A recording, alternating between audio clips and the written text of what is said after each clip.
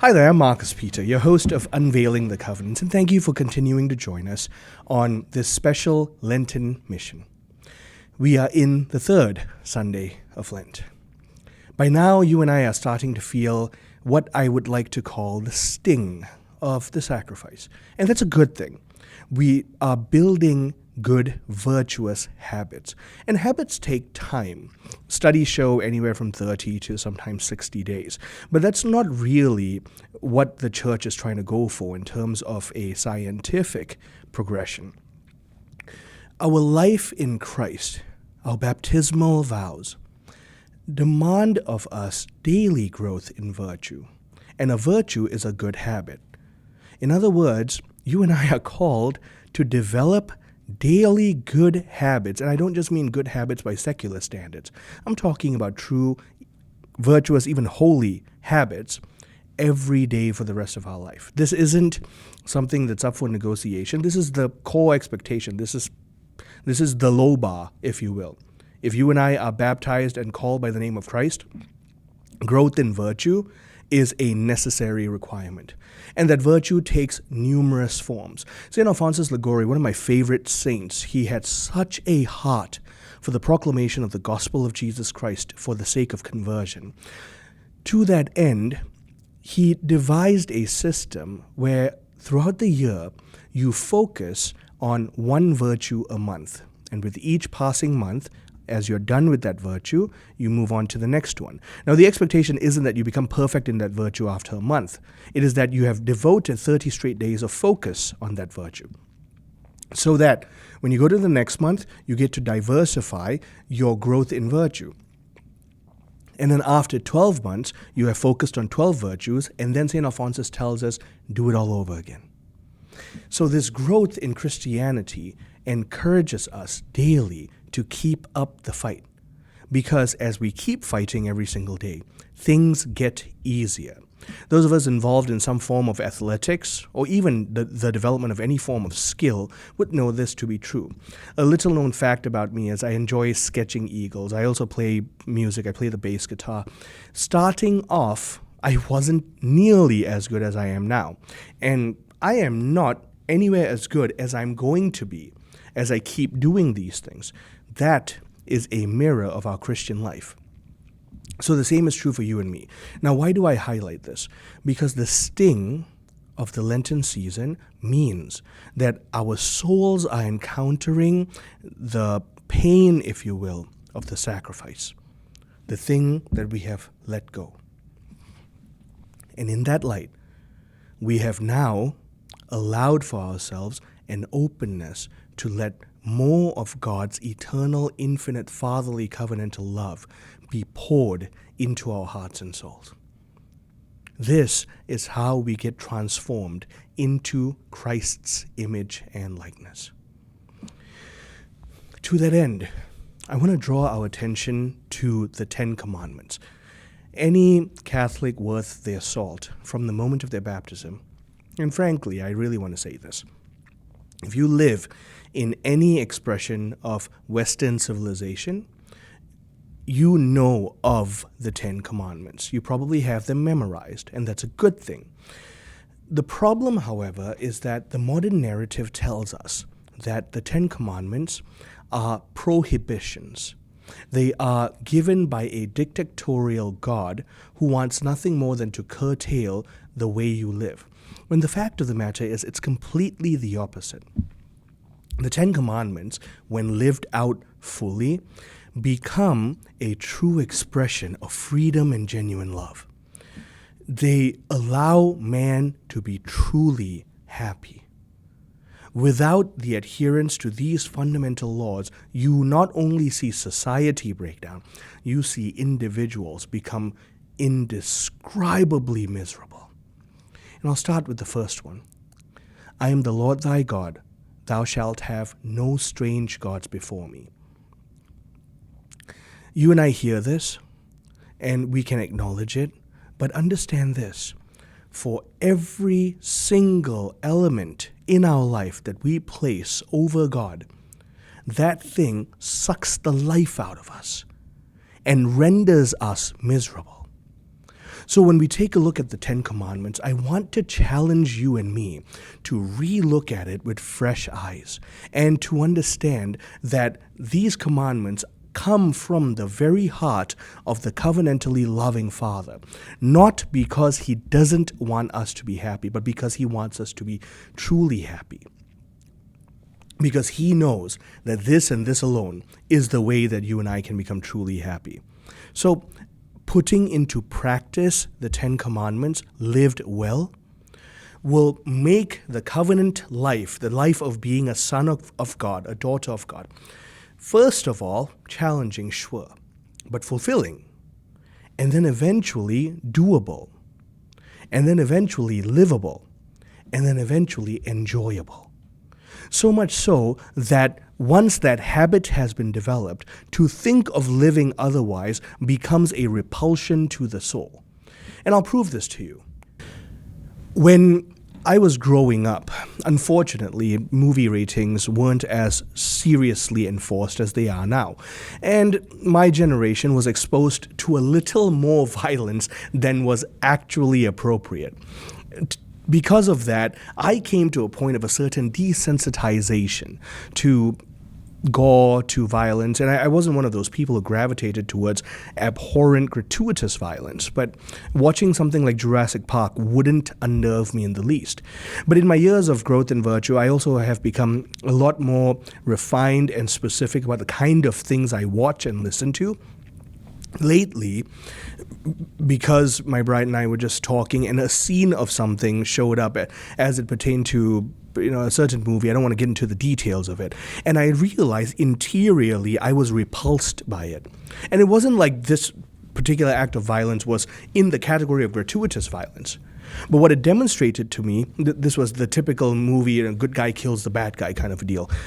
It proved to me that deep down I saw an abhorrence to whatever level of violence was being shown on screen.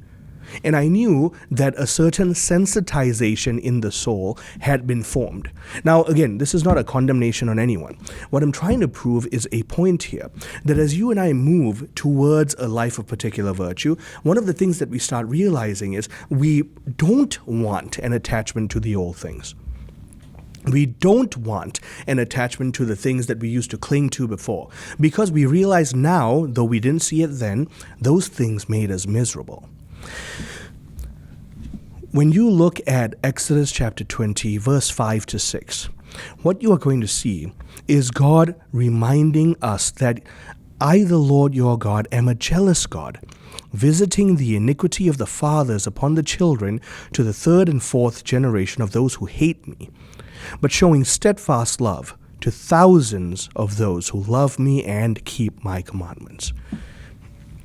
Now, I want to be very clear here. It's not like the Father is saying, I'm going to curse your children because your fathers did this. Instead, what he's trying to communicate is when a man or men in a society choose to violate the natural laws of God, the inherent need of the human person to worship God, the inherent desire of the human person for excellence in virtue, and the inherent onus and responsibility of those who profess faith in God to live excellent covenantal lives as sons and daughters of God. When a man rejects all of that, not only does he become miserable, he corrupts his family. That family winds up suffering the effects of the decisions that were made before them. Whether you and I like it or not, we are recipients of the consequences of decisions that have been made before us. I'll give you another example. I am now an American citizen. I'm an American citizen. I was born in Malaysia. I'm an American citizen now. For better or for worse, my children are American citizens. My bride and I discerned that this is where we want to raise our children. My children are now American citizens. They receive of my decision. They receive the effects and consequences of the discernment that my bride and I put into. So our decision to live here translates into the kind of life my children have. Now, this looks like a lot of different things for a lot of different people. Studies are showing more and more that alcoholism can have a genetic component. Studies are showing more and more that certain attributes that run in the family, and especially some of those abhorrent cycles of abuse, if they are not broken, they continue on. Someone has to break the cycle. The fact of the matter is, what God is pronouncing here is, if a father does not make the Lord his God the complete center of his life, what inevitably happens is the family gets corrupted by those very things that the father refused to grow in virtue for. And when the family gets corrupted, the children suffer. And then they grow up and they perpetuate the cycle until someone decides that the Lord our God is going to be Lord over our life. And when that happens, the transformation in that immediate family is not only drastic and eye-opening, it is, for the first time sometimes, enlivening. What the Lord is trying to tell us here in Exodus 20, verse 5 to 6, is that he wants to show us steadfast love. He wants to lavish his fatherly grace upon us. He wants to elevate us to become true, deep, intimate children of the Father. He wants us to rise in the heavenlies when we enter into eternity with him. But the only way that that can happen is if you and I let go of those things that we hold on to, so that we can finally open ourselves to receive from God infinitely more than he calls us to give up. That is his steadfast love. So yes, salvation is free, but it comes with a price, and the price is you and me. The love of God is free, but it comes with a price, and the price is you and me. And no price is not worth paying for the infinite, majestic, glorious, truly enjoyable love of God. The Ten Commandments become a way that we live out covenant life as children of the Father. This isn't about God trying to tell us stop having fun. This is about God being a father and telling us this is the way we live as family. And when you live this way, you're going to find yourself so truly happy. What parents don't set home guidelines and rules and laws? We set family cultures for dinner time. We set family cultures for discipline. We set family culture for, most of all, prayer and the faith. We set family culture for life together, our play. I'll just give you an example. I've been doing martial arts since I was 9, and I enjoy it. It's become a very good avenue for me, not only to grow in fitness, but also it's become an avenue for training in discipline. It's become an avenue for training in mastery of new skills, and I find it enjoyable. My son has been receiving of my teaching of certain martial arts principles from the time he was young. Part of our play is that I have a karate kick pad, and so I hold it before him and I teach him how to do martial art moves the right way. And the reason for this is because I believe in the discipline that it endowed upon me, and I believe that it will be beneficial to him. And so that culture has become ingrained in my family. My bride did martial arts with me, and our children are all going to do martial arts as well. And this is a big part of who we are. This is a small part, however, of our family culture. Primarily, the greater thing is that my bride and I have worked hard to establish a liturgical life in our family, a life of blessing and continuous prayer, expectations of the fact that these are areas of our life that we will not compromise on, because this is our family culture. Our children know that mommy and daddy are not imposing something upon them. Mommy and daddy are living that life, and they are being subsumed into it. And it becomes an easy, natural process. And because of that life lived, covenant becomes more than an ethereal concept. it becomes a practical, lived reality. We are children of God, and my children experience the joy of being children of mommy and daddy as a small foretaste of being children of God. That is a small image of what the Ten Commandments do for you and me. A small image. So when you and I look at the Ten Commandments, let's try to view it with the lens of sons and daughters wanting to live happy lives in their Father's home. Pope Benedict XVI, in a message that he gave in 2012, said that when love gives meaning to your life, Jesus brings to fulfillment the path of the commandments with his cross and resurrection. He brings it to radically overcome selfishness, sin, and death with the gift of himself for love. Welcoming the infinite love of God, trusting him, following the path that he has laid out, can we give deeper meaning to life and open up a future of hope. The laws of the Decalogue, the Ten Commandments, sum up and proclaim the heart of our Father. When we talk about law, it is not because God sits as a cold judge. When we talk about law, it is because God looks upon us with the concern of a deeply loving Father. So the Ten Commandments encompass religious life, our life in faith, but it also encompasses our legal life. It encompasses our civil life. The way one lives the Ten Commandments transcends the natural order. See, the natural order of justice dictates an eye for an eye and a tooth for a tooth. Living the Ten Commandments means living in a manner that is worthy of the love that God has given us. And that's why the Christian narrative of mercy finds its perfection, because it doesn't do away with God's justice. Taken as a whole, the entire body of the Ten Commandments shows not only our responsibility to moral living individually and religious living individually, but also how to create a thriving society. The people of God see the Ten Commandments as our path to life. This isn't about memorizing for the sake of making sure I don't do these things. This is the path to true flourishing life.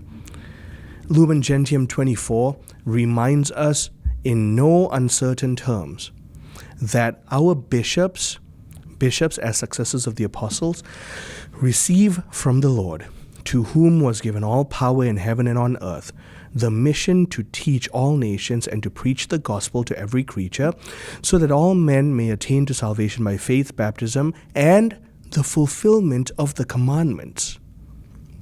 What Lumen Gentium is trying to tell us is, when we listen to the gospel of Jesus Christ, we are set free not to do as we want. We are set free to now live as we ought. The gospel of Jesus Christ reminds us that the spirit of the commandments is infinitely greater than the letter of the commandments. So that's why Jesus raises the bar.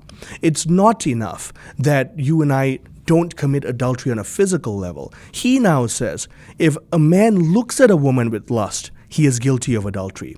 The bar has been raised disproportionately higher. Why? Because Jesus was mean? No.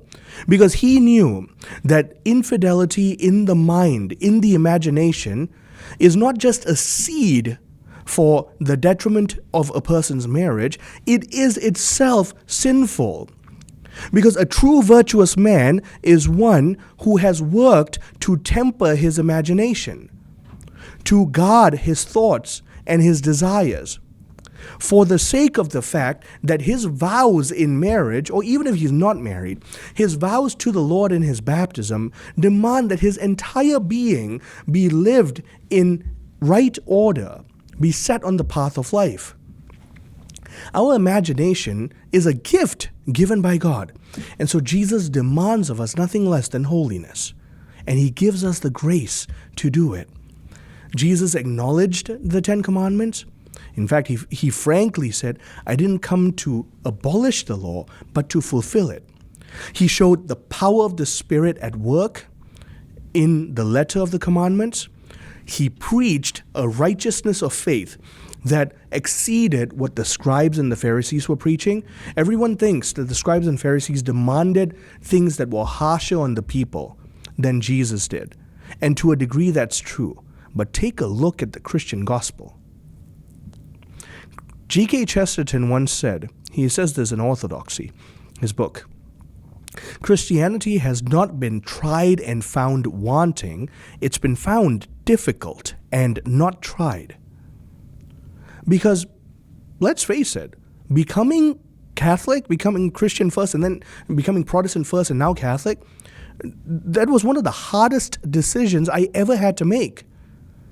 Because I understand that the onus and responsibility that has been placed upon me to live in a manner that's worthy of the calling that's been given to me demands nothing less than my entire self. And yes, I fall short. I fall short every day. And so I run to the liturgy, and I run to the sacraments, and I run to prayer, and I run to the scriptures, and I run to the proclamation of the gospel. Not because I'm perfect, but because I know I'm imperfect. And God's perfect grace is what takes my imperfections and elevates it to the order of the supernatural, so that my constant striving becomes a growth in virtue, so that what once used to be a suffering, what once used to be a struggle, is now not only rather easily attainable, it's become a non-issue. That's the growth in virtue. That's what everyone is called to. We preach this adage, to err is human, but to forgive is divine. No, to err is not to be human, and to err is not to be human all the time. There was only ever one person who was fully human, and his name is Jesus Christ. He didn't err. The highest of human creatures is Mary. She didn't err, at least not morally. No, she had no sin on her soul, which tells us that to make mistakes is fallen human. To sin is fallen human. But to grow in virtue and to strive for Christly and Marian perfection is the goal. And by the grace of God, the great saints who have gone before us demonstrate that it is eminently doable. This is why Psalm 19 verse 8 tells us, the law of the Lord is perfect. It refreshes the soul. The decree of the Lord is trustworthy. The decree of the Lord is trustworthy, giving wisdom to the simple. The gift of God's commandments make us truly wise. That's why those who strive for holy lives, those who have living lives of prayer, consistent prayer, and a deep relationship with Christ in the sacraments, a deep relationship with a consecrated life to Mary and to Joseph and the like, you'll see that wisdom flows from their life. Not because they're perfect, but because they're connected to the one who is wisdom itself. The obedience of the laws of the Lord don't just make us wise, they become an avenue of wisdom, God pouring wisdom into us, that we may become like him. That's why St. Augustine of Hippo tells us, to wisdom belongs the intellectual apprehension of eternal things, to knowledge, the rational knowledge of temporal things. Don't just strive to know things for the sake of knowing. Strive to contemplate the divine. I want to draw your attention to John chapter 2, the cleansing of the temple, where Jesus allowed himself to get angry. Anger is not a sin. Anger looks to the good of justice, and Jesus was perfectly just in his getting angry and driving out the money changers, driving out the salespeople. Now, there's some context involved here, but they were making a profit off of pilgrims during the Passover. And they had turned the courtyard of the Gentiles, the outer courts, into a place of commerce. It was noisy and it was no longer a reverential place of prayer. So this is my challenge for you.